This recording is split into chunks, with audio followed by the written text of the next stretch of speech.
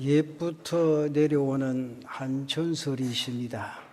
예수님께서 고향인 나사렛에서 목수일을 하시는데 어느 날 너무 몸이 지치고 피곤해서 두 팔을 번쩍 벌려서 기지개를 하십니다.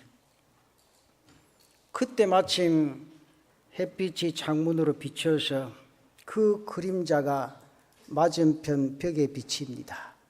그 모습이 꼭 십자가의 모습이었다 그럽니다. 마침 그때에 그 어머니 마리아가 그 방으로 들어오십니다. 그러면서 그 십자가의 모습을 보고 깜짝 놀라게 됩니다. 그때까지는 십자가는 다만 흉악한 죄인에게 사형을 집행하는 무서운 형틀이었기 때문입니다. 다만 한 전설에 불과한 이야기라고 할지라도 그 의미 또한 심장하다 생각이 됩니다. 사실 예수님의 전생에는 십자가의 그림자로 덮여져 있다 그렇게 생각할 수 있습니다. 오늘 본문으로 읽어드린 세례 요한의 예수님께 대한 증인 곧 보라 세상 죄를 지고 가는 하나님의 어린 양이로다. 이 말씀도 십자가의 그림자로 덮인 의미심장한 그런 말씀입니다. 그뿐 아닙니다. 주님 자신도 그와 같은 말씀을 하셨는데 요한복음 3장 14절과 15절에 이렇게 말합니다. 모세가 광야에서 뱀을 든 것 같이 인자도 들려야 하리니 이는 그를 믿는 자마다 영생을 얻게 하려 하심이니라. 그렇죠? 요한복음 12장 24절에는 또 그렇게 말씀하지요. 내가 진실로 진실로 너희에게 이르노니 한 알에 밀이 땅에 떨어져 죽지 아니하면 한 알 그대로 있고 죽으면 많은 열매를 맺느니라.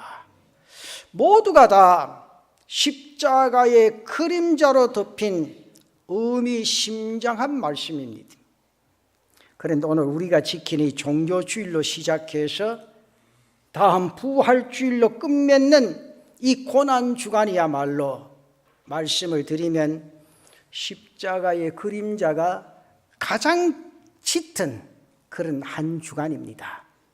이 주간은 복음의 어떤 면보다도 십자가의 깊은 뜻을 오늘 우리에게 교훈해 주시는 한 주간입니다. 그러므로 이 시간 신령한 눈을 들어 십자가를 바라보고 성령이 지시하는 대로 그 다함이 없는 깊은 뜻을 생각하면서 사랑하는 성도들 주님 앞에 한 발자국 더 가까이 다가가는 귀한 은혜가 있기를 바랍니다. 그 첫째는 신성한 눈을 들어서 갈보리 산상의 십자가를 앙망하는 복된 시간 되시기를 바랍니다.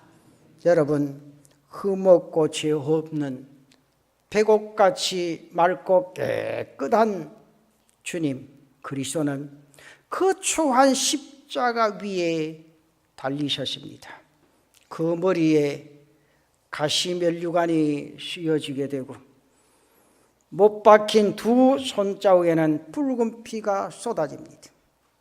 창에 찔린 그 가슴으로부터는 물과 피가 쏟아집니다. 여러분, 이게 웬일입니까? 수정같이 맑은 그 심령, 백옥같이 깨끗한 그 마음, 길이 되시고 진리가 되시고 생명이신 그 몸이 어떻게 그 추한 십자가에 달리셨습니까? 이러한 모순, 이러한 비극이 어찌 인간 역사상에 나타날 수가 있겠습니까? 사람의 생각으로는 도저히 상상할 수 없는 그런 일입니다. 그러나 십자가는 인간 역사 위에 나타난 엄연한 사실입니다. 우리는 그 깊은 의미의 일단을 오직 성경에 돌아가서 찾을 수밖에 없습니다. 이미 말씀드린 대로 세례 요한이 광야에서 세례를 베풀 때에 예수님께서 나오심을 보시고 세상 죄를 지고 가는 하나님의 어린 양이로다, 그렇게 외칩니다. 그리고 세상 죄를 지고 가는 하나님의 어린 양을 보라, 그렇게 외치십니다. 여기 이 어린 양이란 무슨 뜻입니까? 옛날 이스라엘 백성들은 인간의 죄를 속량하기 위해서 어린 양을 잡아다가 속죄의 제물로 삼았던 겁니다. 예수님 자신도 마가복음 1장 45절에 보면 그렇게 말씀합니다. 인자가 온 것은 섬김을 받으려 함이 아니라 도리어 섬기려 하고 자기 목숨을 많은 사람의 대속물로 주려 함이니라, 그렇게 말씀하십니다. 예수님께서 이 세상에 오신 근본 목적은 많은 사람의 죄를 속량하시기 위하여, 대속물이 되기 위하여 오셨다 그랬습니다. 사도 요한은 말씀하시기를 요한일서 4장 10절에 그렇게 말합니다. 사랑은 여기 있으니 우리가 하나님을 사랑한 것이 아니요 하나님이 우리를 사랑하사 우리 죄를 속하기 위하여 화목제물로 그 아들을 보내셨음이라, 그렇게 말합니다. 사도 바울도 기록하기를 우리가 아직 연약할 때의 기약대로 그리스도께서 경건하지 않은 자를 위하여 죽으셨다, 그렇게 말씀합니다. 사도 베드로는 그는 친히 나무에 달려서 그 온몸으로 우리 죄를 담당하셨도다, 그렇게 말씀하십니다. 사랑하는 성도 여러분, 십자가는 한마디로 우리 모두의 죄를 사하여 주시기 위하여 하나님께 드린 속죄의 제사다. 여러분, 아담과 하와가 범죄한 이후로 우리 인간성은 부패했습니다. 그 결과로 우리는 계속해서 또 많은 죄를 지었습니다. 그 결과는 성경에 선언한 대로 의인은 없나니 곧 하나도 없도다, 그대로입니다. 그런데 중요한 게 있죠. 죄에는 분명히 값이 있습니다. 그런데 그 값이 뭐라고 그랬습니까? 사망입니다. 결국 우리 인간은 모두 멸망을 받을 것밖에 없습니다. 그러나 공의와 심판의 하나님 또한 사랑의 하나님이십니다. 그러므로 멸망받을 이들을 그 자리에 그냥 두고만 보실 수가 없으셨다. 얼른 쉽게 생각하면 하나님 사랑이시다, 그럼 용서만 해주면 될 게 아닌가, 그렇게 생각 안 되십니까? 그러나 우리가 기억할 것은 용서라는 것이 그렇게 쉬운 게 아닙니다. 하나님은 사랑의 하나님이신 동시에 또한 공의의 하나님이시다. 공의가 하나님의 보좌입니다. 하나님은 공의로 우리를 다스릴 수밖에 없으시다. 만일 그렇게 하지 않으신다면 이 우주의 도덕적 질서가 순간적으로 무너질 수밖에 없습니다.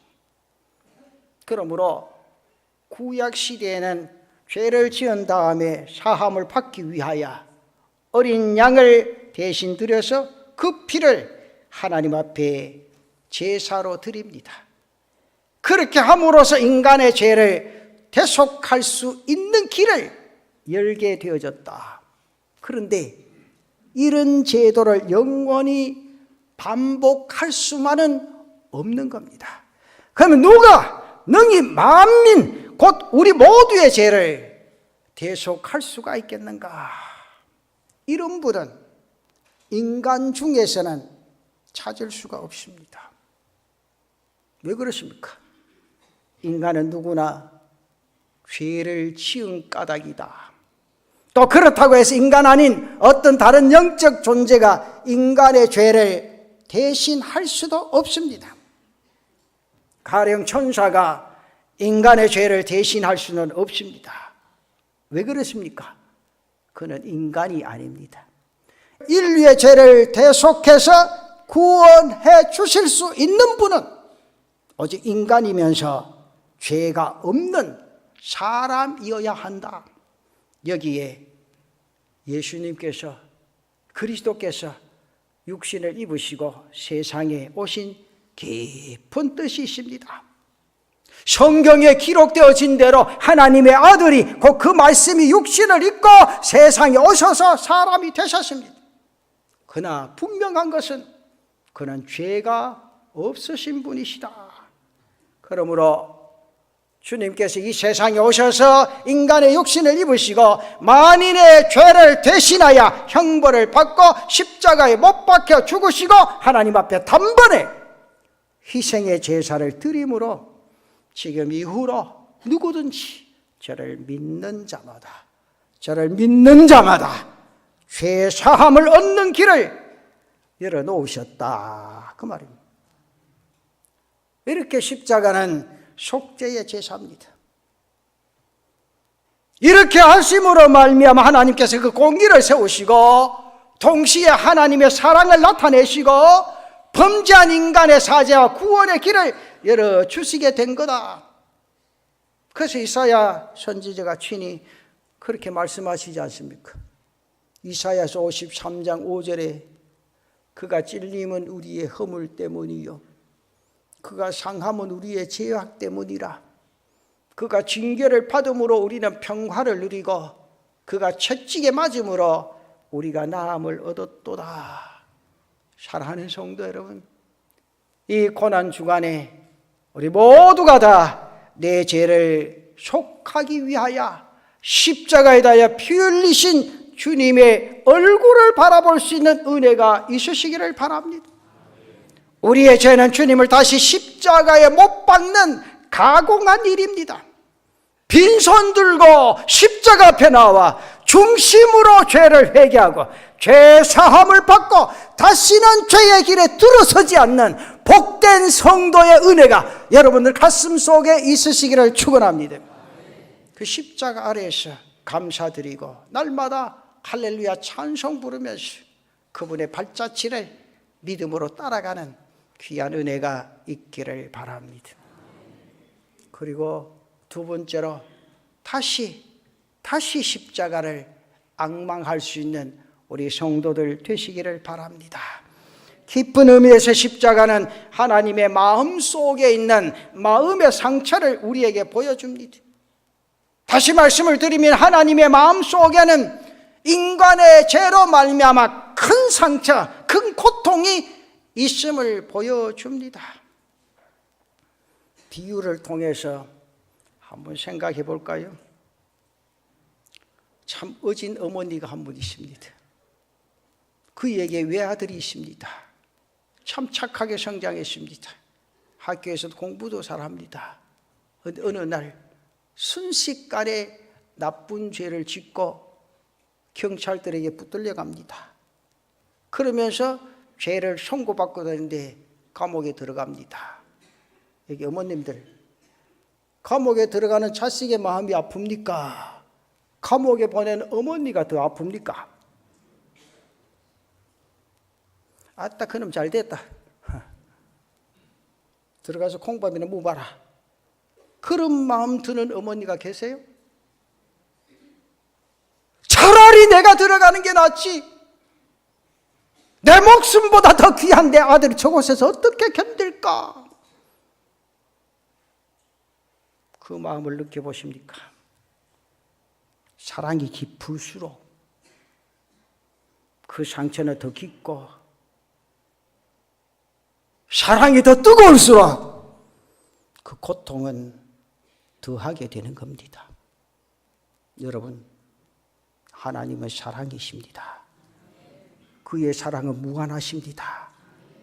그의 사랑은 영원하십니다. 그의 사랑은 불변하십니다. 하나님 우리 인간을 그와 같은 사랑으로 이 시간도 사랑하십니다.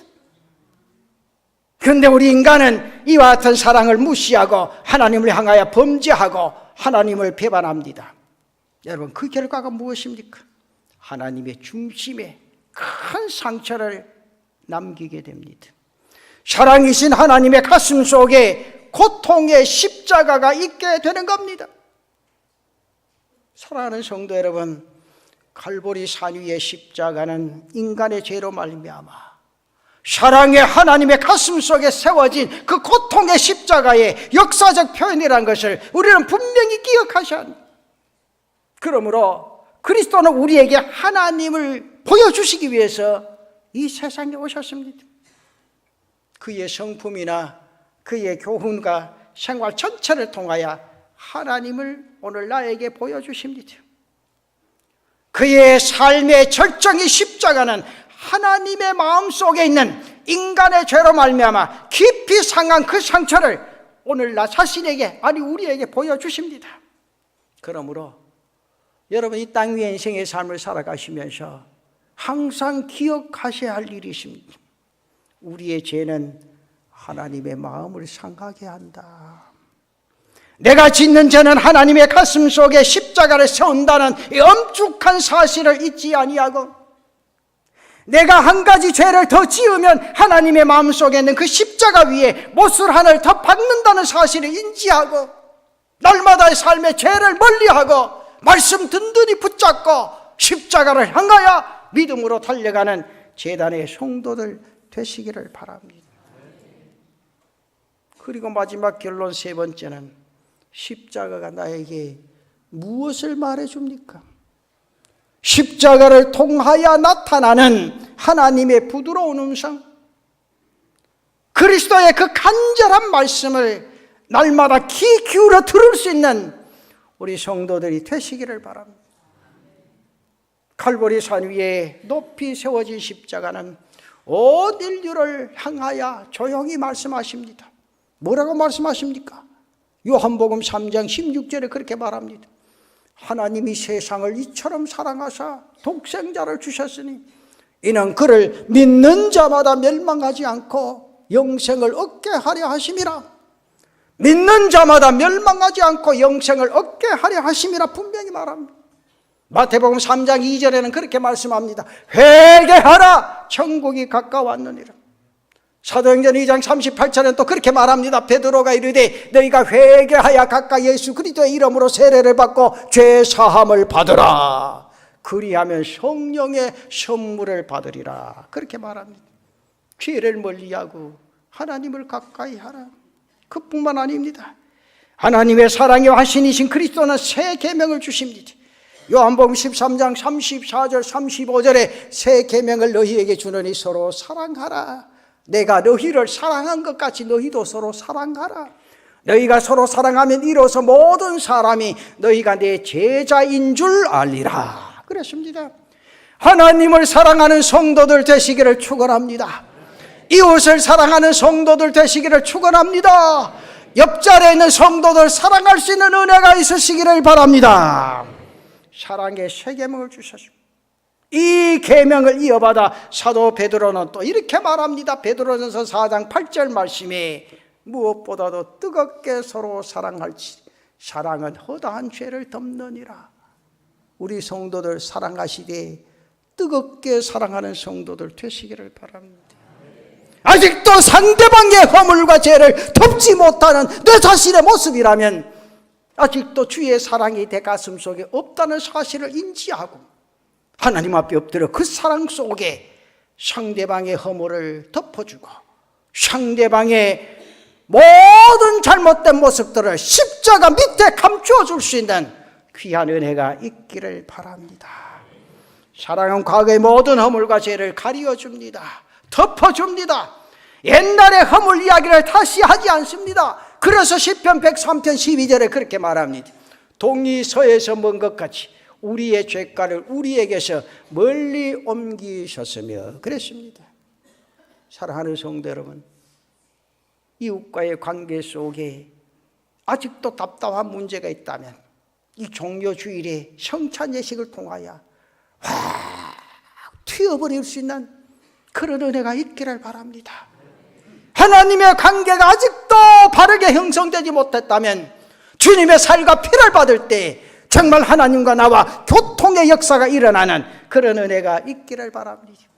이것이 바로 하나님 하시는 일입니다. 우리도 이러한 사랑을 배워 땅 위의 인생의 삶을 살아가도록 주님이 십자가를 지셨습니다. 사도 바울 역시 이 십자가의 권면을 이렇게 전합니다. 내가 비록 천사의 말을 하고 많은 지식이 있고 또 산을 옮길 만한 모든 믿음이 있을지라도 사랑이 없으면 내가 아무것도 아니라. 사랑은 오래 참는다. 사랑은 온유하다. 투기하지 아니한다 그랬습니다. 여러분, 더 길게 말씀드리지 않습니다. 사도 요한은 십자가의 권면을 요한일서 4장 7절에 그렇게 말합니다. 사랑하는 자들아, 우리가 서로 사랑하자. 사랑은 하나님께 속한 것이니 사랑하는 자마다, 잘 보세요, 사랑하는 자마다 하나님으로부터 나서 하나님을 안다 그랬어요. 이 사랑이 여러분들 가슴 속에 스며드는 은혜가 있기를 바랍니다. 부부가의 관계 속에서 이 사랑이 움트는 이날이 되시기를 바랍니다. 온 교회 성도들이 이 사랑 안에 서로 손잡고 이 사랑 안에 주님 앞에 다가설 수 있는 귀한 은혜가 모두에게 있으시기를 바랍니다. 사랑하는 자들아, 우리가 서로 사랑하자. 사랑하는 자들아, 우리가 서로 사랑하자. 이 사랑이 여러분 가슴 속에 있으시기를 바랍니다.